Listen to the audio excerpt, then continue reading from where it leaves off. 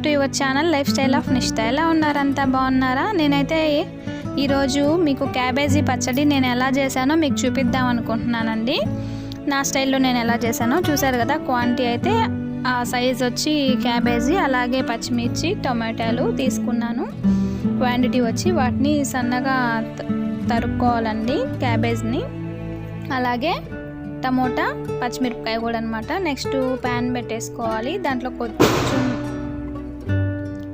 కొంచెం ధనియాలు వేయాలండి. ధనియాలు వేసాక అవి కొంచెం వేగాక వాటిల్లో ఈ క్యాబేజ్, అలాగే పచ్చిమిరపకాయ, టొమాటో దాంట్లో వేసేసి అలాగే పచ్చివాసన పోయేంత వరకు కొంచెం అవి వేగాలండి. తర్వాత దీంట్లోనే కొంచెం పించ్ ఆఫ్ పసుపు, అలాగే కొద్దిగా అంటే ఆ క్వాంటిటీకి సరిపడా చింతపండు అండి దాంట్లో పెట్టేసేసి స్విమ్లో పెట్టేసేసి ఆ చింతపండుని అలాగే ఈ క్యాబేజ్ కూడా ఆవిరికి మగ్గేట్టుగా ఉంచేయాలండి. నా ఛానల్ని ఎవరైనా కొత్తగా చూస్తున్నట్టయితే తప్పకుండా సబ్స్క్రైబ్ చేయండి. అలాగే పక్కనున్న బెల్ ఐకాన్ టచ్ చేయండి, లైక్ చేయండి, షేర్ చేయండి. మీరు పక్కనున్న బెల్ ఐకాన్ టచ్ చేయడం వల్ల నేను ఏదైనా వీడియో అప్లోడ్ చేయగానే మీకు నోటిఫికేషన్స్ అనేవి వస్తాయన్నమాట. మేమైతే ఇలా చేసామండి క్యాబేజీ పచ్చడి.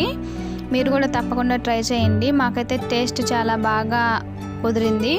సో మీకు కూడా బాగానే వస్తుంది అని అనుకుంటున్నాను. తప్పకుండా ట్రై చేసి అలాగే మీకు ఎలా వచ్చిందో టేస్ట్ చేసి కామెంట్ బాక్స్లో కామెంట్ చేయండి. ఇదండి చూస్తున్నారు కదా, ఇలాగా కొంచెం అలాగా వేగాక చింతపండు మీద ఇదంతా అదే క్యాబేజీ, టమోటా, పచ్చిమిర్చి అవంతా దానిలో పెట్టేసేసి దాని మీద మూత పెట్టేస్తే లోపలే ఆ చింతపండు అనేది కూడా బాగా ఉడుకుతుందండి.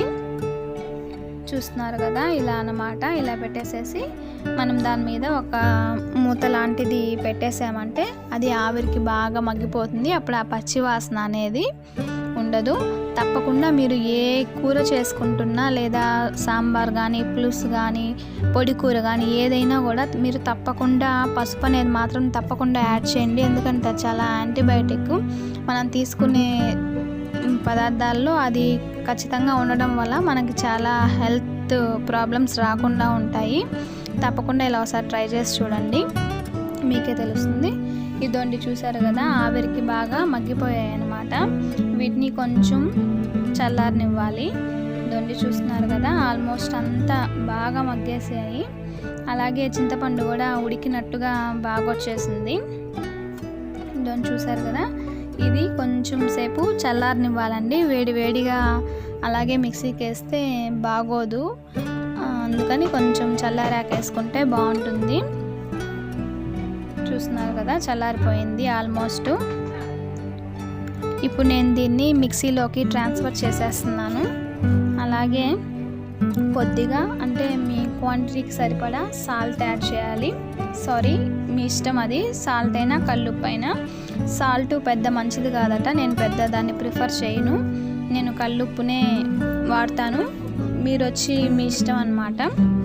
ఇదొండి చూస్తున్నారు కదా, మిక్సీకి వేసేసాము. మరీ మెత్తగా కాకుండా కొంచెం కచ్చాపచ్చాగా బ్లెండ్ చేసుకుంటే చాలా బాగుంటుంది టేస్ట్. మరీ మెత్తగా పేస్ట్ లాగా చేసుకునేసేస్తే బాగోదు, అందుకని మీరు అలా చేసుకోండి. లేదు రోలు ఉన్న వాళ్ళైతే ఇంకా మంచిదన్నమాట. మనకి ఎంత ఇది కావాలో అంతవరకే రుబ్బుకోవచ్చు.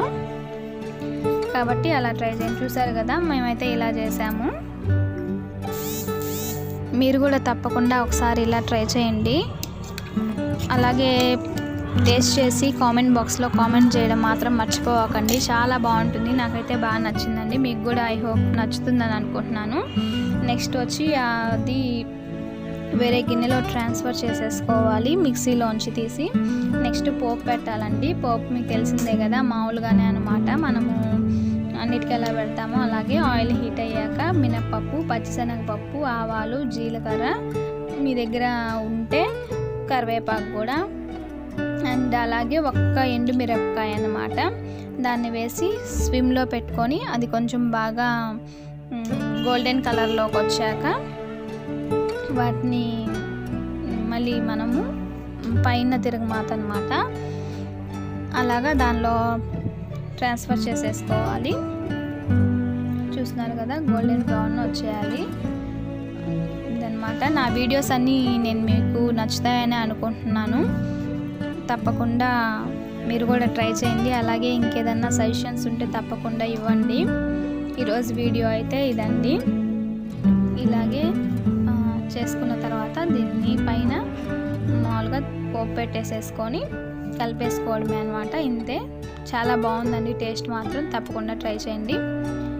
నా వీడియో చూసే వాళ్ళందరికీ చాలా థ్యాంక్స్ అండి. Thanks for watching. నెక్స్ట్ వీడియోలో మళ్ళీ కలుద్దాం. అంతవరకు బాయ్ బాయ్, టేక్ కేర్.